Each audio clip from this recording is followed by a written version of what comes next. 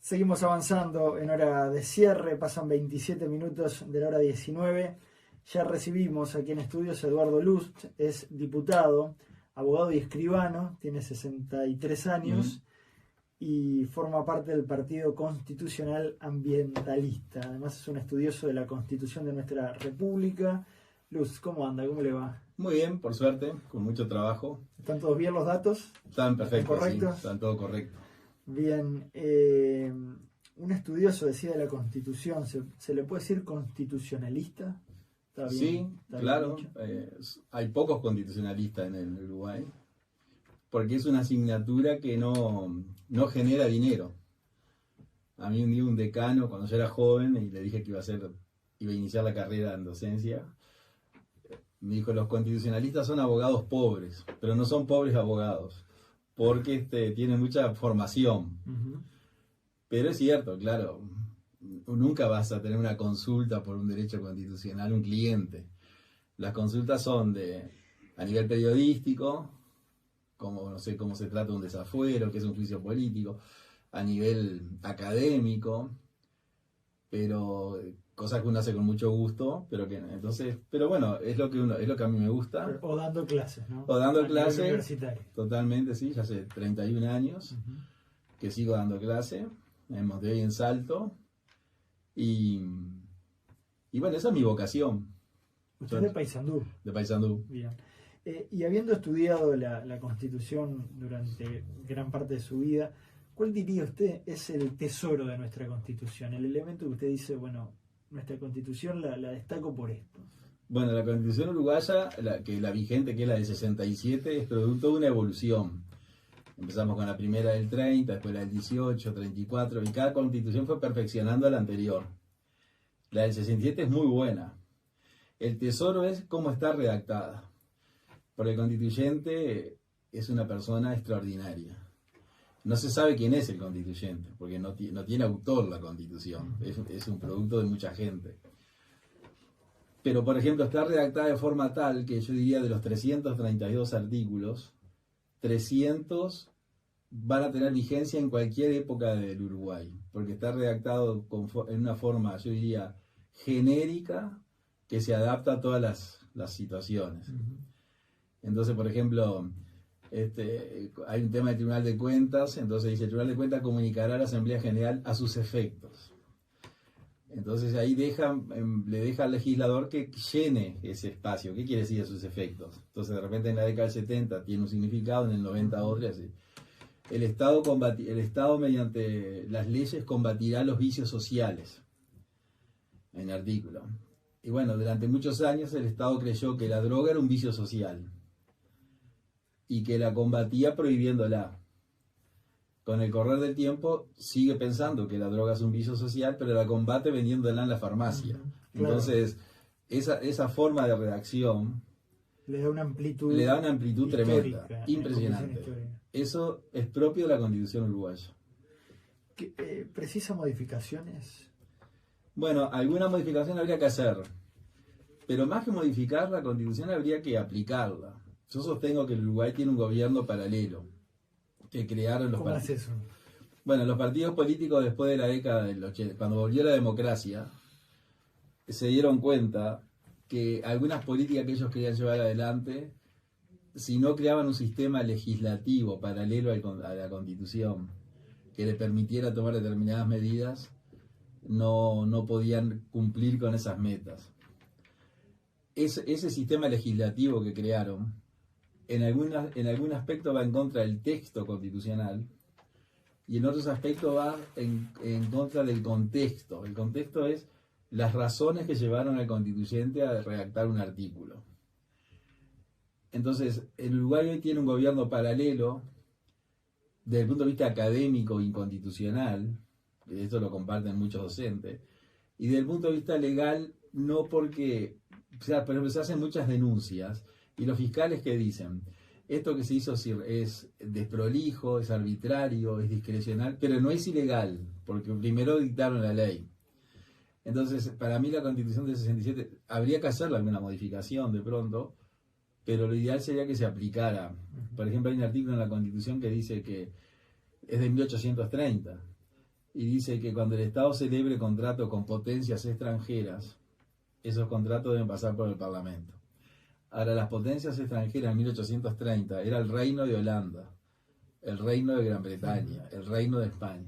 En el 2024 la potencia extranjera es la FIFA, no sé, es UPM. Empresas multinacionales. Exactamente. Entonces, lo que quiso decir el constituyente es que cuando hubiera un contrato que pusiera en riesgo la soberanía o la integridad de la economía, el Parlamento tenía que...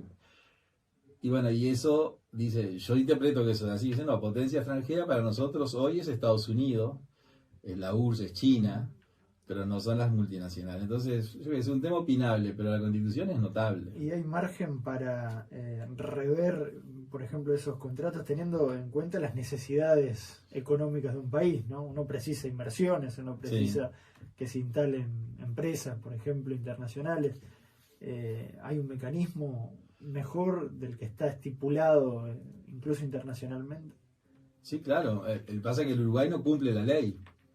El Frente Amplio y el gobierno de coalición incumplen la ley de inversiones.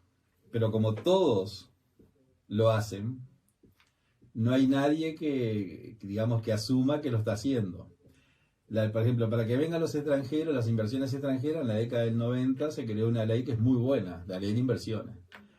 Esa ley lo que dice es que después de una cantidad de requisitos, la empresa extranjera se puede instalar en el Uruguay y Uruguay lo que le ofrece a cambio es exoneraciones totales tributarias. No pagan nada, excepto el BPS.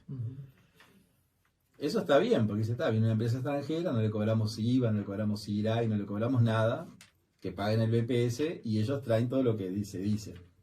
Pero el Uruguay, ¿qué ha hecho? El Frente Amplio fue el iniciador y este gobierno el continuador, y en ese aspecto son idénticos. No solamente le da exoneraciones tributarias, que está bien, sino que le construye toda la infraestructura civil y vial que esa empresa necesita, le da permisos ambientales violando la ley. No lo digo yo, recién hablaba acá afuera con el conductor de los programas agropecuarios de Radio Sarandí, y yo le decía, date cuenta que le dieron, están expropiando campos en San José para el proyecto de Arasatí, y el permiso ambiental no está concedido. Eso quiere decir que el permiso ambiental se va a dar, como aquella famosa frase de Tabaré Vázquez, el tren se hace o se hace, cuando no se sabía ni dónde iba a ser la planta, ¿no? Entonces, esos son los negocios de este gobierno y del gobierno anterior, que son exactamente igual, y eso significa que, yo siempre digo, en Uruguay lo que sobra es plata, porque si nosotros tenemos, hay un ejemplo que es reiterativo, pero es el mejor ejemplo, la vía de UPM, que es solo de UPM, porque dicen que hay otros, pero yo otros no hay. Por ahora son ellos. Pero podrían haberlo. Podrían haberlo, pero por ahora no apareció nadie. Uruguay paga durante 14 años $500.000 por día para la vía. De mantenimiento, el costo. El costo fue así, que el ministro Falero fue al Parlamento hace 3 meses y la pregunta concreta fue, ¿cuánto salió la vía del ferrocarril central? La inversión, claro. Y él dijo, bueno, entre la vía, las expropiaciones, los viaductos, los puentes, todo, $2.996 millones. Y ahí le preguntamos, pero no eran 1.000 millones. Y la respuesta del gobierno es que en una obra de ese tamaño, 1.000 millones más o menos es razonable. Bueno, eso es una afrenta a la democracia. Que un gobierno diga que le erra por 1.000 millones y que está dentro de lo razonable, cuando las Naciones Unidas dice que con 500 millones se elimina la pobreza infantil en el Uruguay. Y jurídicamente, porque hemos visto en los últimos años proyectos que no se terminan o que tienen un costo, como que queda en la nada. No hay responsabilidad ninguna. ¿Y eso por qué? ¿Qué rol cumple la justicia? Bueno, la justicia lo que hace es aplica la ley. Hasta el año 34, mira esto que interesante, hasta el año 34, la Constitución del 34, la de Gabriel Terra, establecía que cuando se hacía un negocio público por un gobernante y resultaba un fracaso, las eventuales compensaciones económicas iban contra el propio gobernante. Y después la Constitución del 42, la de Valdomir, los legisladores de la época dijeron que con ese artículo ningún gobierno se animaba a hacer muchas cosas porque tenía miedo que le saliera mal, entonces lo derogaron. Entonces, como los gobiernos no tienen responsabilidad ninguna, acá se firma un contrato por 50 años y el gobierno se va y el contrato sigue. Entonces, como ellos saben que nunca les va a pasar nada, firman esos contratos que tienen para ellos beneficios propios. O sea, los gobernantes que firman esos contratos reciben beneficios reales. Yo lo comprobé en el Parlamento hace 2 meses cuando se aprobó la ley de financiación de los partidos políticos. Se discutió, un tema bastante complejo, y cuando al final de la sesión se tratan los aditivos. Los aditivos son los que cualquier legislador puede presentar que no vienen en el texto primario. Entonces yo presenté un artículo que yo dije, esto se vota por unanimidad, que era que las empresas que se instalaban en Uruguay mediante un contrato de inversión, que son muchas, todos conocemos las papeleras, pero hay otras, los puertos, los aeropuertos, no le pudieran donar dinero a los partidos políticos, porque hay un artículo que dice que el que gana una licitación no le puede donar dinero, que es lógico. Que el que tiene una concesión de un parador en la playa tampoco le puede donar dinero. Si estos no pueden donar, porque hay cierta sospecha de que esta gente que gana millones de dólares, millones, y que no paga ni un impuesto, etcétera, tampoco les puedan donar. Y cuando se puso a votación, el único voto fue el mío. O sea, todo el sistema, el Frente Amplio, Cabildo Abierto, el Partido Nacional, y yo incluso como me siento en la bancada de Cabildo Abierto, le pregunté a mis amigos, que son amigos míos, ¿ustedes no van a votar esto? Y dice, no, porque en el interín, mientras se discutía, hicimos las consultas telefónicas y nos dijeron que había que votar en contra. Entonces yo la única explicación que encuentro es que esas empresas, esos partidos le dan dinero. No hay otra explicación, porque si el que gana una licitación no le puede donar, con más razón estas empresas. Volviendo al tema de la justicia, ¿por qué es muy difícil ver condenado y en prisión a un político corrupto en el Uruguay? Hay que hacer un ejercicio, ¿no? Sí. Muy grande para recordar algún caso, no lo hay. No hay. O hay alguna condena, pero sin prisión, ¿no? Sí. Y le sumo otra pregunta, una justicia clase A y una justicia clase B, para ricos y poderosos, y otra para el resto de los mortales. Eso claramente. Yo siempre hago esta aclaración. El poder judicial es un poder que funciona muy bien.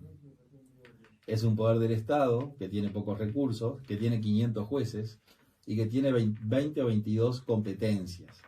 Entonces, de los jueces de familia, de los jueces de menores, de los jueces de aduana, de los jueces de lo contencioso administrativo, de los jueces en lo civil, de esos nadie habla porque la gente no se queja de esos jueces. Cumplen una muy buena tarea. Ahora, hay una rama del derecho de la justicia que se le sacó al Poder Judicial, que es el derecho penal. Se le dio a la Fiscalía General, que la creó el fiscal Díaz, con el apoyo unánime de todo el sistema político. Entonces, esa materia que usted dice es materia penal. La materia penal se le quitó a los jueces y se le dio a un servicio administrativo, que es la Fiscalía, que a eso se le sumó una ley que le permite a los fiscales llegar a acuerdos, concesiones, transacciones, etcétera, que después que acuerdan no se pueden revisar porque es la cosa juzgada. Entonces, si hay algún político denunciado por corrupción, primero que el delito de enriquecimiento ilícito acá no existe, nunca se aprobó.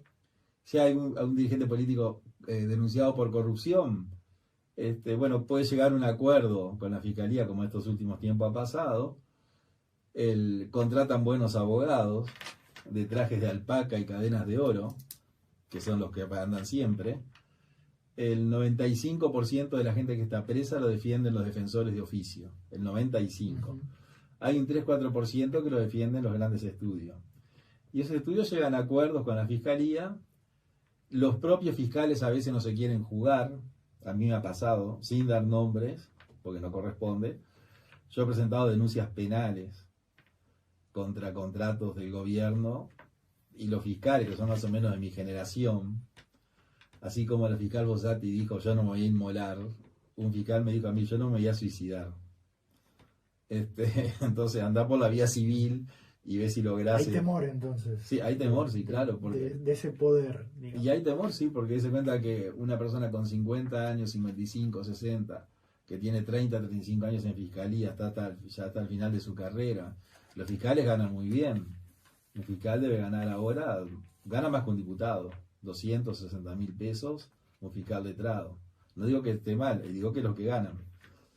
Entonces poner en riesgo por una denuncia, etcétera, y los fiscales que han intentado hacer eso, como el fiscal Viana, por ejemplo, Enrique Viana, bueno, se fue de la fiscalía y no pudo, el sistema lo absorbió. Entonces, ahí para cambiar hay que volver a lo anterior, a los jueces. Porque a los jueces, como yo digo, cuando los jueces nadie los conoce, no salen en televisión, no se les escapan audios. Lo de los juzgados no salen audios. Tienen toda una estructura de funcionarios muy buena. Hay que dar una marcha atrás. Hay que dar marcha atrás, sí. Ahora, el antiguo código también tenía sus graves problemas, ¿no? Y falencias. Claro. Por ejemplo, recuerdo la prisión preventiva, que era eterna en algunos casos. La prisión preventiva, el inocente preso, la persona del inocente estaba presa. Claro. Pero eso, si usted aplica los principios de este código, pero bajo la dirección de un juez, no de un fiscal, sería muy diferente el resultado. Póngale que este código permita el juicio oral y público, el sistema acusatorio, todo eso que se te trajo, pero dentro de un juez, de un juzgado, no dentro de una fiscalía. Entonces, el juez tiene otro perfil, es una persona que además cuando un juez llega a ese cargo, hace 20 años que está como juez, recorrió varias materias, recorrió todo el interior de la República, o sea, es una persona formada.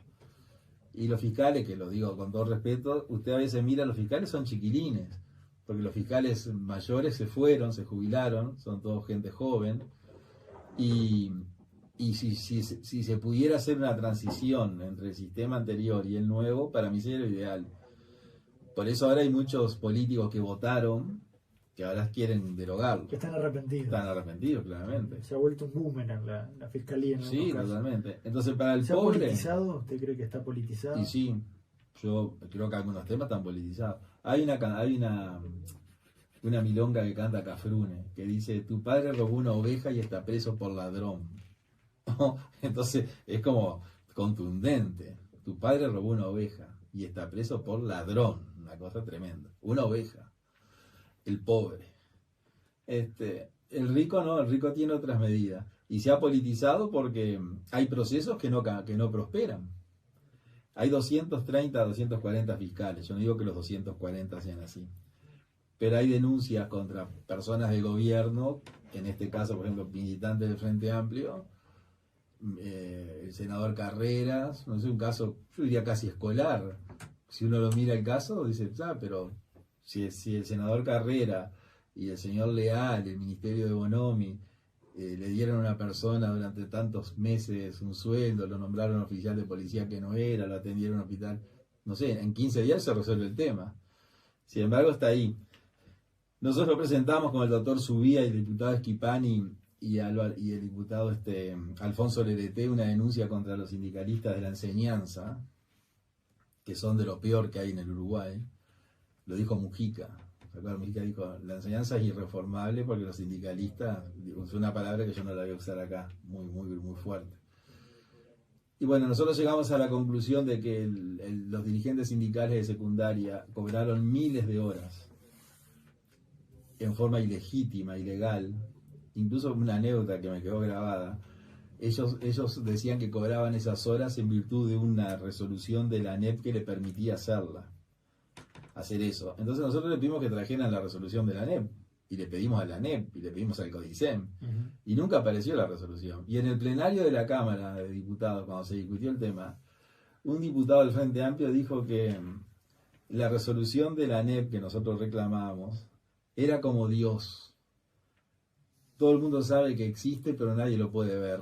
¿No? Nunca apareció. Nunca apareció. Entonces, esa denuncia tiene 3 años. Sin embargo, no prospera. No prospera, o sea, pero nosotros hicimos que la Fiscalía cite a declarar a los docentes, a los sindicalistas. Entonces está muy politizado. Yo el otro día veía, por ejemplo, al dirigente del sindicato de OCE, que fue procesado. El de la bomba de humo. El de la bomba de humo. Reimerman. Que Reimerman, no me acuerdo el apellido. Fue, creo que, condenado por un delito. Sin embargo, es funcionario de OCE. Cuando la norma dice que una persona condenada hay que destituirla. Entonces, eso no depende de la fiscalía, depende del directorio de OCE. Pero hay denuncias, el famoso pasaporte de Astesiano. Bueno, según todas las pruebas, Astesiano creo que entregó un pasaporte, o gestionó, y está toda la documentación que desde la época de Bonomi se entregaron cientos de pasaportes. Bueno, nadie va, qué pasó, quién fue, quién entregó todos esos pasaportes, cientos de pasaportes. El escribano que está preso por participar en eso dice que él participó creo que en 2000 pasaportes. Y bueno, y eso no pasa nada. Entonces, para mí el fiscal Díaz, el ex fiscal Díaz hoy es candidato del Frente Amplio a diputado, senador, no sé, está en actos políticos. Su ideología no la puede despegar de cuando era fiscal. O sea, no se puede despojar de eso. Entonces, para mí él politizó la fiscalía y los fiscales van a quejarse a los organismos internacionales que son perseguidos, llevan videos, un video en el que estaba yo incluso, de cómo el sistema los perseguía, y el sistema las organizaciones internacionales dicen que sí, que hay que cuidar a los fiscales, que es un atropello, etcétera, etcétera, pero para mí las denuncias están fundadas. O sea, está bien que se denuncie eso. Luz, quiero preguntarle también por unas ideas suyas vinculadas a lo político. Todo tiene que ver con política, obviamente. Ahora nos habíamos inclinado un poco más hacia el lado de la justicia. Usted estuvo en Cabildo Abierto. Sí. Y asumió su banca en ese partido, luego dejó esta colectividad. ¿Se considera de derecha usted? No. Incluso por eso una de las razones es que me fui de Cabildo Abierto. ¿Y por qué estuvo en Cabildo Abierto? Y bueno, en Cabildo Abierto yo ingresé, me invitó una agrupación pequeña que había sacado 700 votos en las elecciones internas. En una elección interna de Cabildo había sacado 50.000. Esta agrupación había sacado 700. Ellos creían que, a pesar de su poco caudal electoral, si yo me incorporaba, más una cantidad de factores, podíamos pelear una diputación. Bueno, yo ingresé en virtud de eso, yo vengo del Partido Nacional. Toda la gente que ingresó a Cabildo viene de otro partido, claro. Porque Cabildo no existía. Y bueno, y ahí me desempeñé, más o menos, en forma apropiada, creo yo, hasta que vi que Cabildo es un proyecto de Manini. Incluso yo le dije a Manini, usted como Luis XIV, el Estado soy yo, ¿no? Bueno, fuerte eso que dice. Sí, pero... muy fuerte. Sí, claro, pero lo dijo Domenech después. El senador Domenech dijo, Cabildo Abierto es un proyecto de Manini. Personalista. Sí, personal. Entonces, siendo buena gente, yo creo que es muy buena persona Manini Ríos, yo lo considero así. No tengo por decir otra cosa, porque el trato siempre fue muy bueno. Por los proyectos que Cabildo empezó a impulsar, claramente es un partido de derecha, lo que no está mal, porque como hay de izquierda y de derecha, o sea, no es un defecto. Lo que pasa es que en los últimos años la izquierda se adueñó de la ética, como digo yo. La persona que es de izquierda es una buena persona, y el que no es de izquierda, pues en el Uruguay es más fácil ser Galeano que Octavio Paz, por ejemplo, ¿no? Que fue premio Nobel de Literatura, pero no era de izquierda Octavio Paz. Entonces, la derecha e izquierda está desfigurada en el mundo hoy, porque por ejemplo el Frente Amplio, que dice que es de izquierda, las mayores medidas de gobierno que tomó en la presidencia de Vázquez y Mujica fue con las leyes que le dejó el sistema anterior. Los países que menos progresan, según un dato objetivo, son los países progresistas. Que dice, bueno, ¿quiénes son progresistas de América Latina? Bueno, si nos ponemos a nombrar los países progresistas de América del Sur, son los que menos han progresado. Entonces ya ser de izquierda a derecha está un poco desfigurado. Pero yo, si usted me dice, ¿es de derecha? Yo no me considero de derecha. Y me dice, ¿y todo eso es de izquierda? Tampoco. Sino que yo soy una persona más bien pragmática. Digo, bueno, si esta solución me parece a mí admisible y la propone la gente de izquierda, vamos adelante. Y Cabildo lo que tenía es eso, una serie de proyectos que yo no iba a poder acompañar. Por ejemplo, la reforma constitucional de la deuda justa, que no es que Cabildo haya buscado, pero es un efecto no querido es la destrucción del Estado de Derecho, igual que el del PICNT, que ahí en eso están juntos. El PICNT yo creo que buscado, o sea, el proyecto de Abdala y el Partido Comunista creo que persiguen eso. Y después todo el tema de la ley de prensa. Que no se sentía cómodo. No estaba no cómodo. Se sentía a gusto. Entonces, como no iba a poder defender, digo, más bien me voy. ¿Allanamientos nocturnos? Sí, el allanamiento nosotros presentamos con el diputado Subía un proyecto que para mí era el ideal. Algún diputado del Frente Amplio dijo, lo ideal sería el proyecto de Subía y Luz y no reformar la Constitución. Hicimos una ley interpretativa de la Constitución, que es lo que hablamos al principio. La Constitución decía, el hogar es sagrado e inviolable. Es notable eso, en 1830. El hogar, la palabra hogar viene de hoguera, de fuego. Eso que en la época que la familia se reunía alrededor del fuego para tener calor en invierno, para hacer los alimentos en todo el año. Entonces era una imagen que el constituyente dio.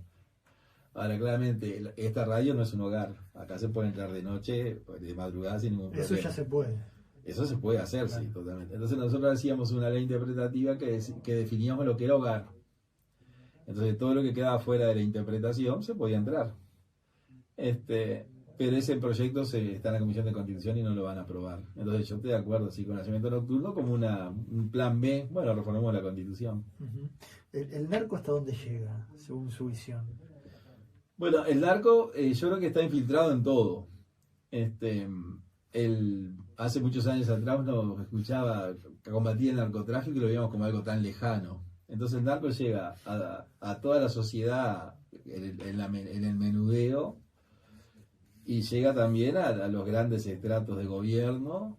Yo no puedo probar, no puedo decir si el senador, el ministro está vinculado al narcotráfico, pero yo creo que a esta altura hay la influencia de los narcos está en todas las áreas.